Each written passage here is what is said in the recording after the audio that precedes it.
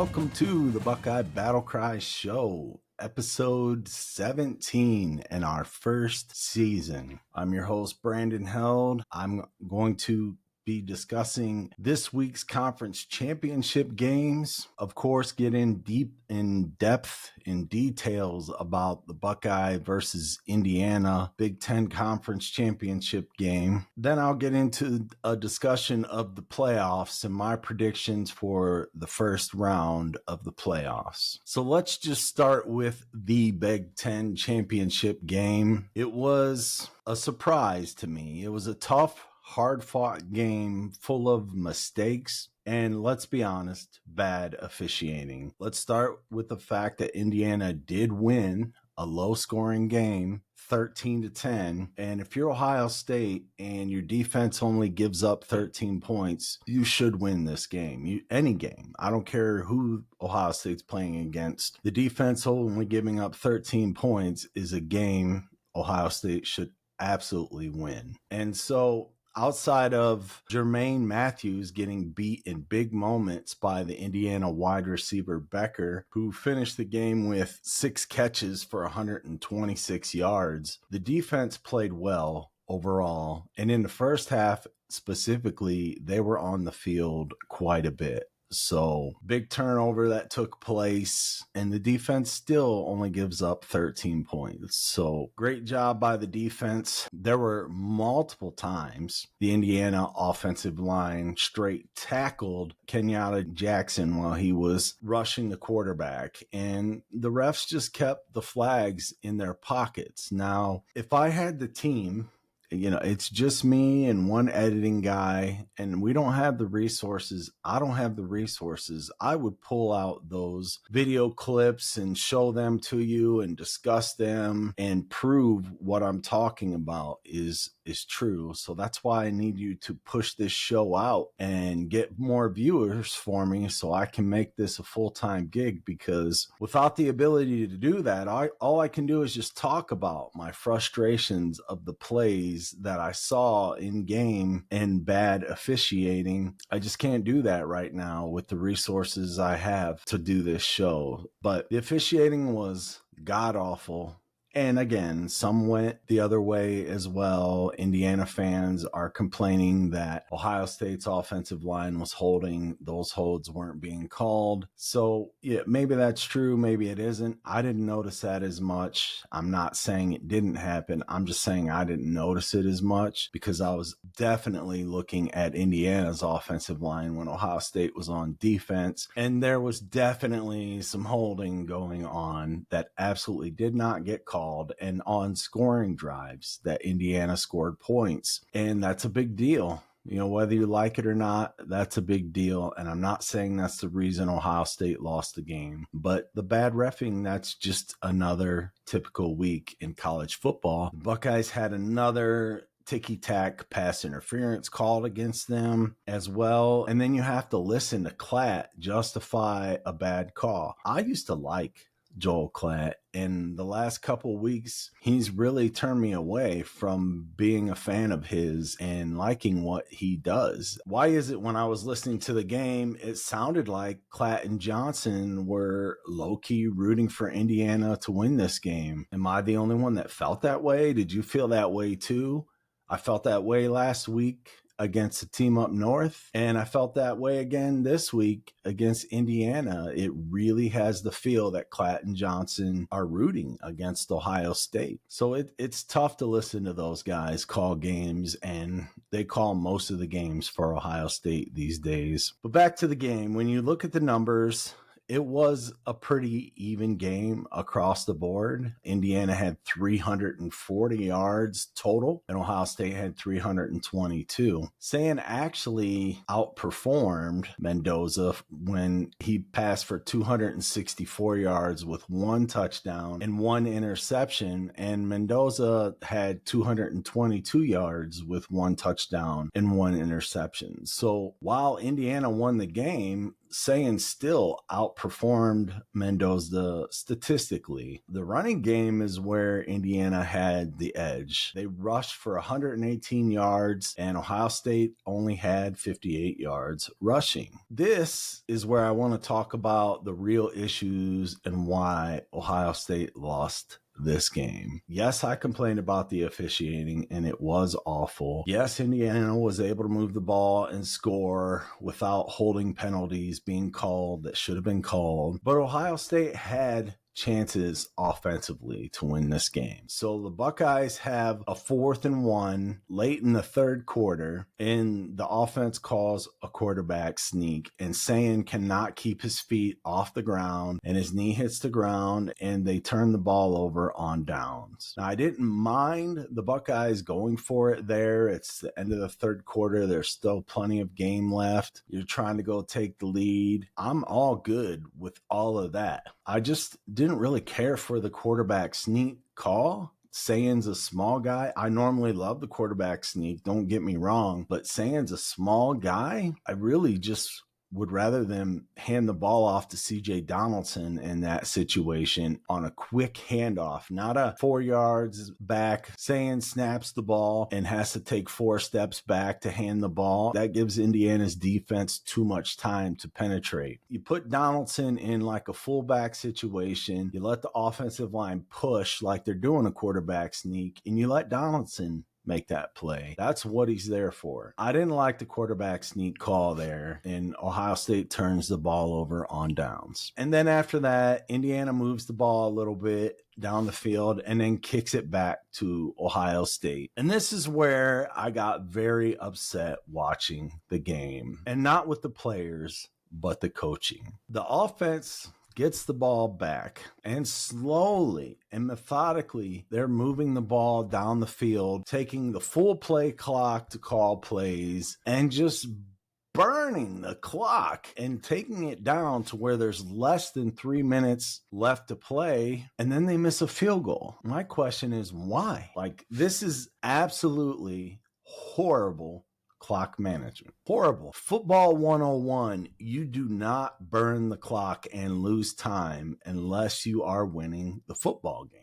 Like, this is such a basic understanding to me that it is unfathomable that they would allow this to happen. Even if Fielding does make the field goal and you tie the game, which he obviously didn't, and that's why I hate putting a game in kickers' hands, by the way. It was a chip shot field goal, almost an extra point that he absolutely blew and missed. You left Indiana with 3 minutes to drive and kick a game-winning field goal and run down the clock and be the last ones to have the ball. This is a F- grade. Poor clock management by the coaching staff. Poor. Terrible. Ohio State should have been setting themselves up to at least try to have the ball one more time, no matter what happened on the outcome of that drive. Even if they scored a touchdown, let's just say Indiana would have got the ball back and they were able to score the touchdown and take the lead again. You have now lost the game because you didn't give yourself a chance at one more solid possession. It's always better to leave extra time, have the lead, then have Indiana in a situation where they got to go for it on 4th down. They lose the ball, and now you're running out the clock. What happened to the hurry-up offense? You know, Day has been asked that question, and he stated, we haven't needed to use it, but it's there if we need to go to it. Well, guess what? You needed to go to it in the 4th quarter, and you didn't use the hurry-up offense. I'm yelling at the TV, explaining to my wife and my son that during that drive, the only thing they are doing is taking away time from themselves when they get the ball back. That's all they were doing on that long, extended drive, was cutting out their offense's time of possession the next time they get the ball. And sure enough, that's exactly what happened. They end up stopping Indiana, making Indiana punt, and they get the ball back with 18 seconds and 0 timeouts. And this didn't have to be the case if they weren't slowly burning the clock and wasting time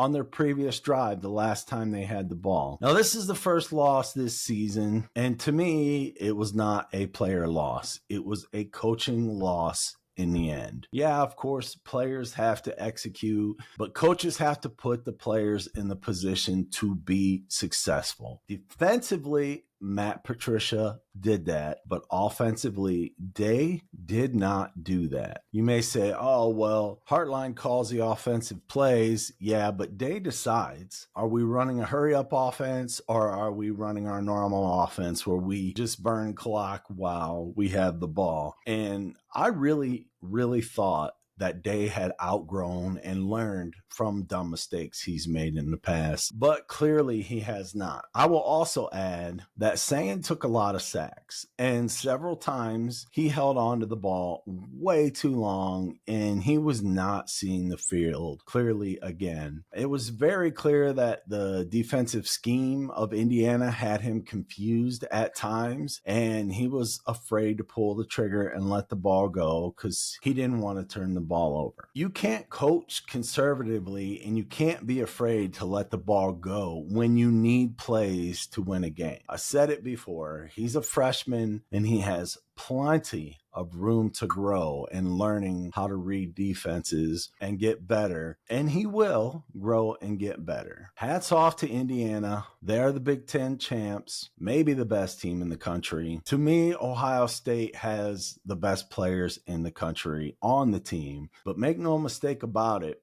Indiana's coaching staff outcoached Ohio State's coaching staff in this game. Fortunately, there is still the playoffs for Ohio State to possibly atone for this loss and win it all again back to back, which makes the sting of this loss just a little less than maybe it would have in the past when your hopes for a national championship would be over after a loss in the Big Ten championship. But Ohio State certainly has some work to do to get better and learn from their mistakes as players and coaches before that can happen. I have said all season long and still wholeheartedly believe the Big Ten has the best three teams in the country, and that's Ohio State, Indiana, and Oregon. Moving on to the second best conference in college football, the ACC. Just kidding. The SEC. Most likely, also, there is a good possibility that Texas Tech is the fourth best team in the country, or maybe the third. Alabama earned their way into the SEC championship, and Georgia backdoored their way somehow over Ole Miss and A&M. Even though all four teams had one conference loss, I'm not really sure how that worked out, but that was the game you had. Alabama barely squeaked by a horrible Auburn team the week before. They haven't looked very good as of late. Alabama has not. And then Georgia barely beats Georgia Tech, a team the previous week who got wrecked by Pitt. So I didn't know what to think of Georgia or Alabama going into this game. I knew Georgia had flashes of looking good lately, and Bama had looked like they had gone a little backwards in the season prior to the SEC championship game. But I also knew Kirby Smart was 1-7 against Alabama and 0-2 specifically against DeBoer. So I had to believe that mentally Bama had the edge going into this game. However, when the game was played out, it was all Georgia, and Bama was never in the game, except for when it was 0-0. After Georgia scored the first touchdown, it was all Georgia after that. It really came down to one thing on each side of the ball, and that was the offensive and defensive line. Now, neither team wows you with their defensive secondary, or Georgia's receivers aren't really that great, and Georgia's ability to throw the ball downfield does not scare you. But Georgia's offensive line held up to the tune of 141 yards rushing, and Stockton only had 156 passing yards. But he did throw 3 touchdown passes when they were close to the end zone, and Bama's offensive line was just awful. Bama finished this game with -3 yards rushing. Finished the game -3 yards rushing. And Ty Simpson, who was supposed to be a Heisman candidate at one point, was running for his life, and he never looked comfortable the entire game. He went 19 for 39 for 212 yards, a touchdown, and 1 interception. So he had 39 pass attempts to get 212 yards. Alabama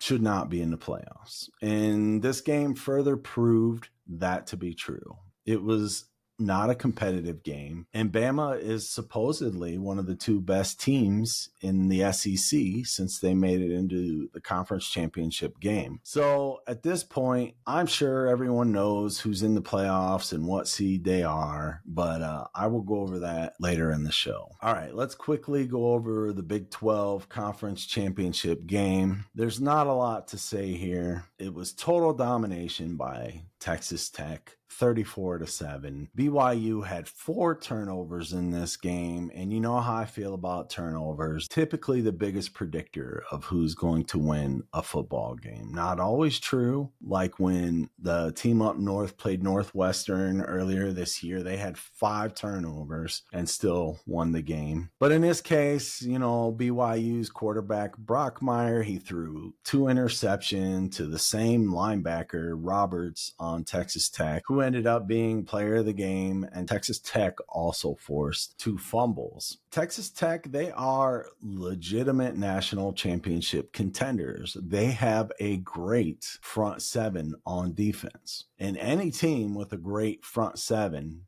has a chance in every football game. To me, the way they worked the portal, and you heard a lot of good things about what they did going into the season. The question was, could they put it all together and play as a team? Well, we have our answer. Yes, they can, and they have. So there's not much more to say about it except good luck, because Texas Tech is going to be tough in the playoffs, and they are legit. And I'll go over that more later as well. Finally, the conference game that nobody really took seriously, and that is the ACC and their championship game. Now, if you're an ACC fan and you get offended by that, then you should rethink how you feel about your own conference. I mean, Duke was 7-5 going into this game. They played 10-2 Virginia, another conference where there were multiple 2-loss in conference teams, 5 to be exact.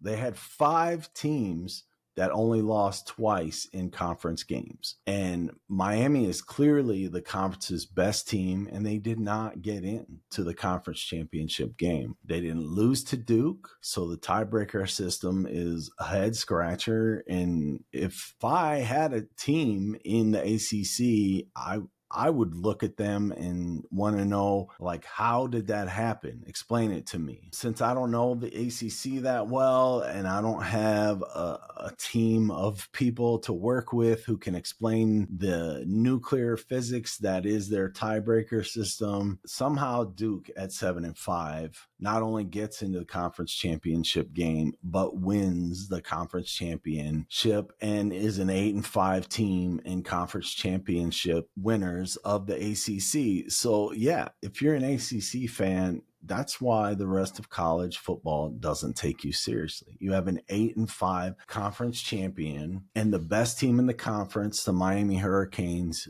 don't even get in, even though they have the same amount of losses as Duke and Virginia. There you have it, the 4 major conference champions. I had my first losing week on picks for the entire season. And remember, I picked the toughest games every week, and I went 1-3. So now the playoffs begin with things even less clear in my mind than ever before. And so if you put that 1-3 up against last week's record, I was 54-24 on the season. Now I'm 55-27 overall. I still think it's a pretty great record considering I'm picking the toughest games every week. But, you know, last week stung a little bit. These championship games didn't really go the way I saw them going, because who expected a 7-5 Duke team to win?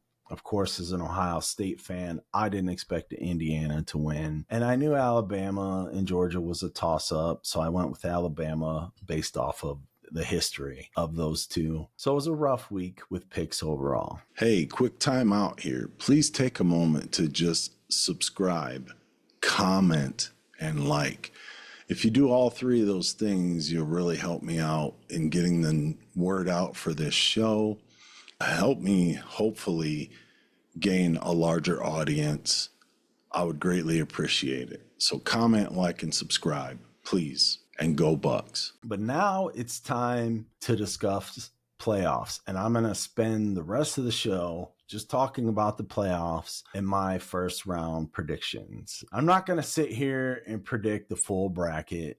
I will take it week by week until the national championship. I mean, I get it. It's fun for shows for you to sit there and listen to a guy make picks and then, most likely be terribly wrong. So you can go back and, make fun of them or give them a hard time. But it doesn't show your football knowledge by necessarily doing better or worse, because we don't know. None of us, me, you, anyone that's predicting these games, we don't know what teams are doing in practice. We don't know what team's going to show up that day. Are they going to be tight? Are they going to be loose? Have they fixed things like their offensive line play? You just don't know what's going on behind the scenes, and you don't know who's going to show up that day. These are kids. It's really, really hard to predict what's going to happen. All you can do is make your best guess based off the information you have available. So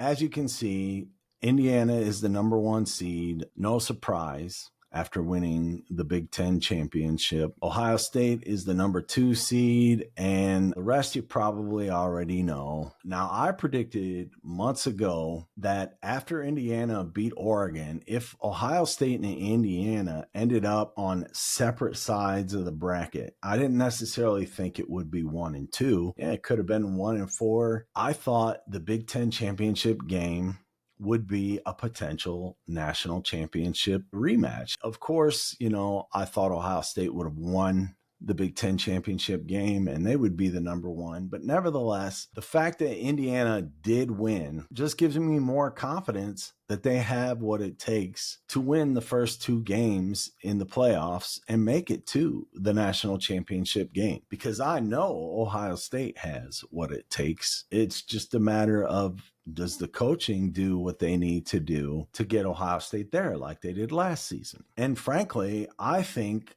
Texas Tech, who is the 4 seed, is better than Georgia. So no way would I consider that an easy game for Indiana. The other great news on a personal level is that second game for Ohio State is in the Fiesta Bowl in Glendale, Arizona, potentially against Georgia if they win their first game. And since I live in Arizona, I will be at that football game to see it in person. So let's discuss the first round games. I will start with number 5, Oregon versus number 12, James Madison. Now, Oregon, who I have stated multiple times, is one of the best teams in the country. And James Madison, who played Washington State, needed a late touchdown to win this game by 4 points. And that was just a few weeks ago. So I'm sure JMU will show up and give it their best effort.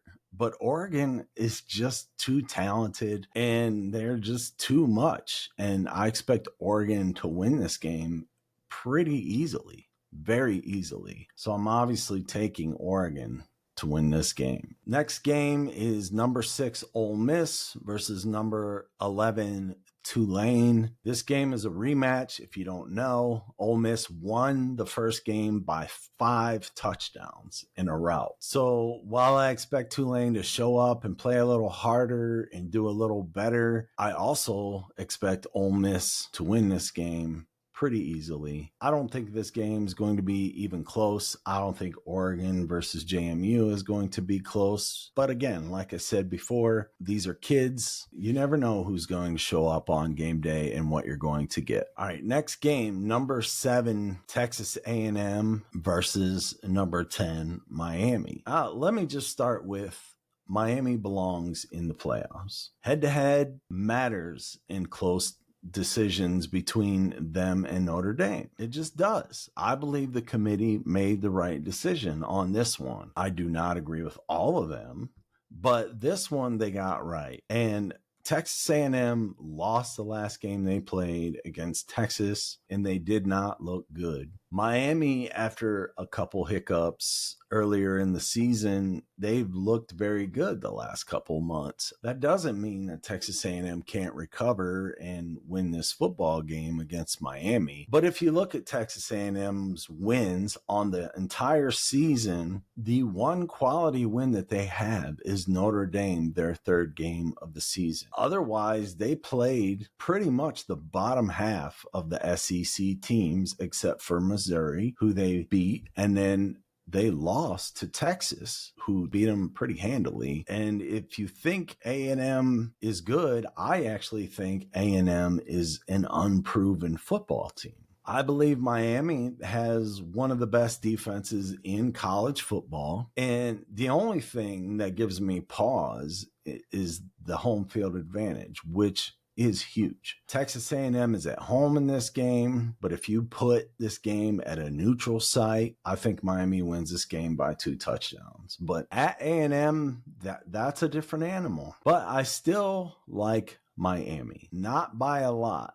But I will pick Miami in this situation to advance and move on past Texas A&M in a close game at Texas A&M. All right, and finally in the first round, number 8 Oklahoma against number 9 Alabama. Now this is a rematch game, but this time they get to play it in Oklahoma's house. Oklahoma won the first game, if you don't remember, and they did it in Tuscaloosa. Let me start by saying that Alabama does not belong in the playoffs.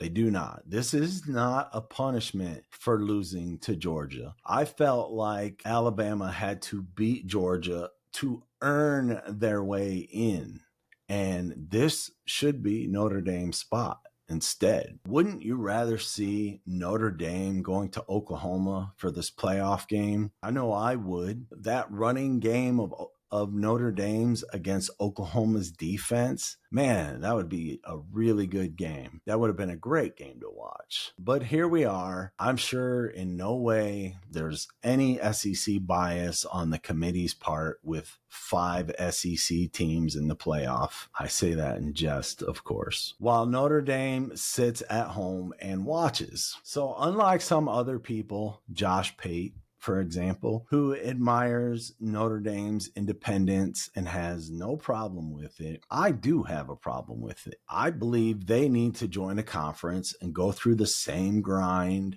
that the rest of college football deals with. Unless, of course, that conference is the ACC, because the ACC is awful. I mean, 8-5 Duke, conference champions, need I say more? I wish the committee would just come out and say it straight up, though. Like, Notre Dame, join a conference and be conference champions and you are in. But they probably won't, and nothing will change. I digress. Back to this game. It's virtually a no-brainer to me. Oklahoma may have one of the worst offenses in the playoffs, if not the worst offense in the playoffs, except for the way recently Alabama has played. Alabama's offensive line has been god awful, and they cannot run the ball, aka -3 yards total against Georgia for an entire game. And Ty Simpson has no time to throw to a very talented group of wide receivers. And even if he does, they can drop so many into coverage that because Alabama can't run, it doesn't matter.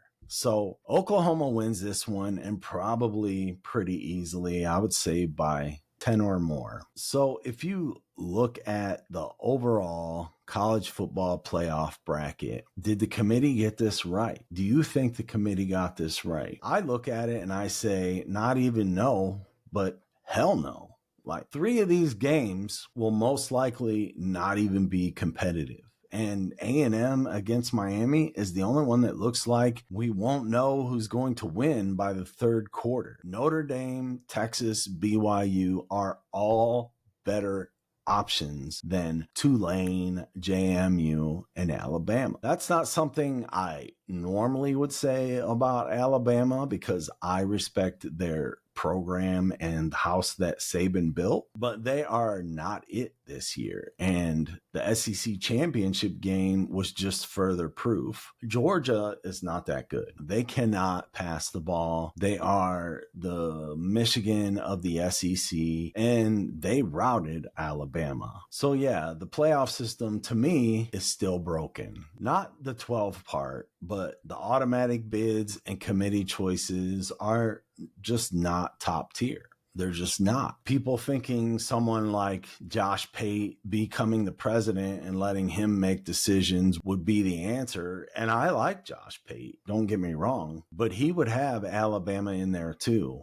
And Alabama does not belong. In a 12-team playoff system, 5 teams from any conference does not belong. And I'm saying that as a Big Ten fan. And under the current system, there will come a time, if this system stays around, that 5 Big Ten teams will look like they belong and be in the playoffs. USC has the number 1 recruiting class this year. Oregon has the number 2 recruiting class this year. Ohio State ended up number 6, and they're always in it. Kirk Cignetti is doing amazing things at Indiana, regardless of how they recruit. And you throw in a good year for the team up north or Nebraska or Iowa or whomever. And I will say 5 teams from one conference do not belong in the playoffs. But the precedence has been set by the committee, and there's a need to fix the current system, and adding more teams and making the playoffs bigger is not the answer. This is football, not basketball. The season is long enough. The game takes a toll on players' bodies. You're not going to get a strong version of any team 18 games into the season of college football. And that idea to me is downright ridiculous. So, I mean, listen, I love college football as much or more than most people. It's the only sport I watch. I used to play and watch them all. I was a pitcher in baseball. I played multiple positions in football on offense and defense. I was a shooting guard in basketball. I used to play on an Air Force traveling volleyball team and played volleyball. And I watched all the sports, NFL, NBA, college basketball, Major League Baseball, you name it, I watched it. But I have since, as I've gotten older, dwindled those all down to just college football. And I started a show. There is no debating how much I love college football. And as a viewer, more games would be amazing. But that doesn't mean I think it's the right thing to do. And that's the difference. All right, so let me know what you think in the comments below. Give me your picks, why you think they're right, that you are right, not just because you're a fan of the team. You know, all I get from people are just fans talking about their team and how I'm wrong about their team, especially Georgia fans. I'm not a big believer in Georgia. They're the number 3 seed. I don't think they should be the number 3 seed. And we can argue about that all day long. Their clapback is always Ohio State and Indiana didn't play anybody, blah, blah, blah. Well, the playoffs is about to begin, and they're about to see what the Big Ten is for real. So you let me know if you think the committee got this right, and this looks like the first round of playoffs that you look forward to.